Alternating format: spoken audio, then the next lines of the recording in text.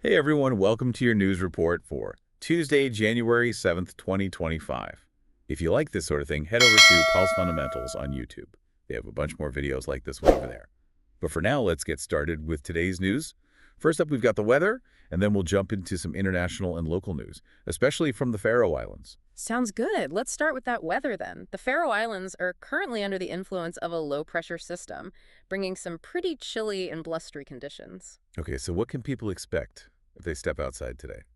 Think strong northerly winds, possibly reaching gale force in exposed areas, like Ytri Munkagrunn Fugloy and Islandsregen. You'll also be dealing with a mix of clouds and maybe a few sunny breaks. But don't be fooled by that sunshine. There will be wintry showers of sleet or snow. So bundle up. What about temperatures? Temperatures will hover around freezing, between 0 and 4 degrees Celsius. It might feel even colder with the wind chill. And you could see temperatures dip down to minus 2 degrees Celsius in higher elevations. Burr sounds like a day for a warm drink. What's the forecast looking like for the rest of the week? Well, the wind will stick around through Wednesday, with similar conditions, fresh to strong from the north, and chances of sleet or snow. Temperatures remain in that same chilly range, but things start to shift on Thursday. A high-pressure system moves in, bringing calmer, colder, and drier weather. A bit of a reprieve from the wind and snow then. Exactly. And as we head into the weekend, we're looking at milder temperatures, thanks to southerly winds. But with those warmer temperatures comes rain. So you might want to trade that winter coat for an umbrella. Good advice. Okay, so we've covered the weather. Now let's shift gears to international news. There's a story developing in Greenland that's caught everyone's attention. Yeah, Donald Trump Jr. is visiting Greenland. He arrived in Nuuk earlier today, and this visit is making waves in the international media, especially given Donald Trump Sr.'s past comments about acquiring Greenland. I can see why that would raise eyebrows. So what's the official word on this visit? Both Donald Trump Jr. and officials in Greenland are calling it a private visit. Donald Jr. says he's gathering material for his podcast, Triggered with Don Jr. There are no scheduled meetings with the Greenlandic government. Interesting. And how has Greenland responded to this visit?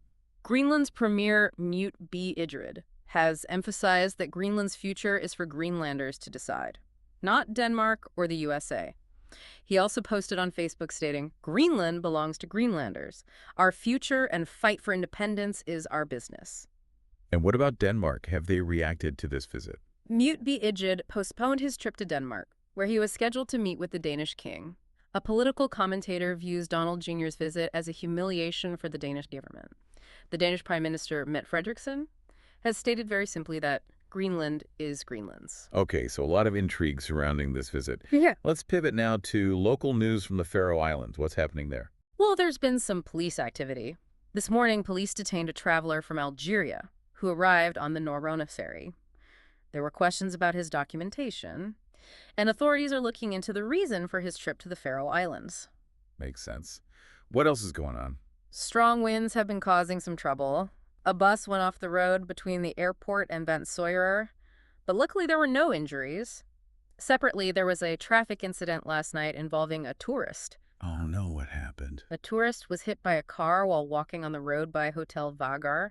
Apparently, the pedestrian was wearing dark clothing, and the driver didn't see him in time. I hope they're okay. Yes. Mm. Thankfully, they only sustained minor injuries. Police are investigating both of these accidents. All right, so moving on from traffic incidents, what's happening in the world of Faroe's politics? There's been some discussion in Parliament about modernizing payment systems in the Faroe Islands. A question was raised about bringing in mobile pay or a similar system. It's interesting. Why is that being considered? The idea is that it would offer more convenience, particularly for personal transactions and small businesses. Okay, that makes sense. I imagine a lot of people would find that useful. Absolutely. And it was also mentioned that Faroe citizens living abroad can no longer use mobile pay with Faroe's bank accounts. So this would be a way to address that issue. Okay, so some potentially significant changes on the horizon for payments in the Faroe Islands. We'll have to stay tuned to see how that develops. Now I believe we have some more news to cover. Yes. Let's move on and discuss some of the cultural events happening around the Faroe Islands. There's a lot going on culturally in the Faroes right now. For one, there's a new book launch happening in the Margolin Hall. Oh, tell me about it. I love hearing about new books. What's this one about? It's titled Folk the Gi, Berturging og Grivin I Vagum og Mykinesi, which translates to People Died, The Disappearance and Buried in Vagar and Mykines. Wow, that's quite a title. Who wrote it? The author is Kari Thorsteinsson. He's been working on genealogy and teaching at the evening school for quite a few years. So it sounds like this book dives into the history of those who passed away, disappeared, or are buried in Vagar and Mykines. Exactly. It seems like it'll be a fascinating look into the local history of these islands. Definitely something for history buffs to check out. Any other events happening? For music lovers, there's a concert coming up at Riensari in Tórshavn. It's a peace concert being held in connection with the ongoing conflicts in Ukraine and the Middle East. Music can be such a powerful way to send a message of solidarity. When is the concert? It's scheduled for Friday, January 17th at 8:00 p.m. Okay, we'll be sure to note that. Now, shifting gears a bit, there's been some news from the political world, specifically regarding a notable figure who recently passed away. Yes, Jean-Marie Le Pen, the founder of the French right-wing party, Front National, has died. He was 96 years old. His passing certainly marks the end of an era in French politics. He was a controversial figure throughout his career. Definitely. His legacy will likely be debated for years to come. Absolutely. Well, let's move on to something a bit lighter, shall we? What's happening in the world of sports? The annual general meeting of the Faroe Islands Football Association is coming up. It's scheduled for Saturday, March 8th at 1:00 p.m. at Hotel Hilton. That's a big event for the future of football in the Faroe Islands. And in international football news, there was a highly anticipated match between Liverpool and Manchester United. It ended in a 2-2 draw. I bet that was a thrilling game for fans of both teams. It sounds like it was. Okay, so we've covered local cultural and sports news.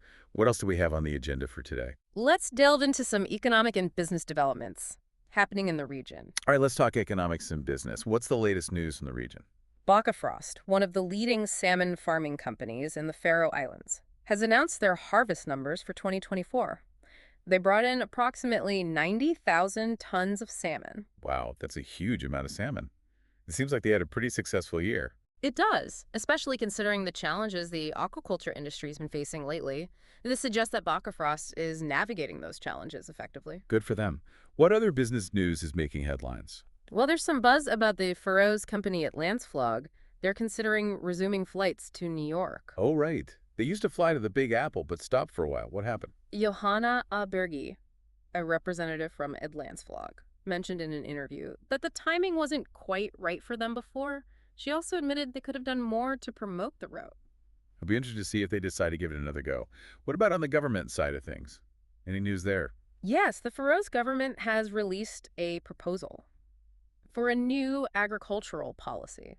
This policy would cover the period from 2025 to 2035 and has been sent out for public consultation. So they're looking to make some changes in the agricultural sector. What are the key points? The proposal aims to address various challenges and opportunities facing the agricultural sector in the Faroe Islands. More details will likely emerge as the public consultation process unfolds. Okay, so some potentially big developments on the horizon for Faroes agriculture. Anything else happening on the economic front? There's been a change to the statutory pension contribution in the Faroe Islands. It increased from 10% to 11% of all A income and B income combined as of January 1st, 2025. So both employers and employees will be affected by that change. Exactly. And finally, some news from the world of finance. Judge Juan Merchan in New York has called Donald Trump in for sentencing and the Trump Organization tax fraud case this Friday. Oh, right. Trump was found guilty last month on all 17 counts. Yes, so that sentencing will be happening soon. Well, it sounds like there are a lot of moving pieces in the news today. Thanks for breaking it all down for me. You're welcome. It's important to stay informed about what's happening both locally and globally. Absolutely. And if you're looking for more insightful content, be sure to check out Pals Fundamentals on YouTube. They have a fantastic collection of videos that delve into a variety of topics. Thanks for listening.